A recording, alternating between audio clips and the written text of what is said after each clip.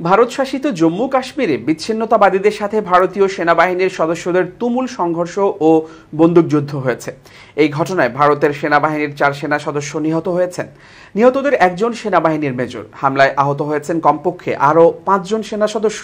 মঙ্গলবার এক প্রতিবেদনে এই তথ্য জানিয়েছে ভারতীয় সংবাদ মাধ্যম এনডিটিভি। প্রতিবেদনে বলা হয়েছে, সোমবার জম্মু ও কাশ্মীরের ডোডা জেলায় বিচ্ছিন্নতাবাদীদের সাথে সংঘর্ষে একজন অফিসার সহ 4 ভারতীয় সৈন্য নিহত হয়েছে। সেনাবাহিনী তল্লাশি অভিযানের সময় বিচ্ছিন্নতাবাদীদের পাল্টা হামলায় প্রাণহানির এই ঘটনা ঘটে।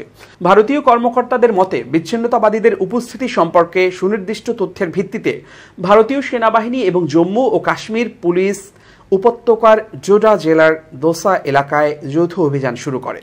বিচ্ছিন্নতাবাদীদের হামলায় অন্তত 5 সেনা গুরুতর আহত হয়েছে বলেও কর্মকর্তারা জানিয়েছেন। সূত্রের খবর অনুযায়ী, ভারতের প্রতিরক্ষা মন্ত্রী রাজনাথ সিং ভারতীয় সেনাপ্রধান জেনারেল উপেন্দ্র দ্বিবেদীর সঙ্গে কথা বলেছেন এবং ডোডার পরিস্থিতি ও সেখানে চলমান অভিযানের বিষয়ে পর্যালোচনা করেছেন। কাশ্মীরের জম্মু অঞ্চলে এক সপ্তাহের মধ্যে দ্বিতীয় বড় হামলার ঘটনা এটি।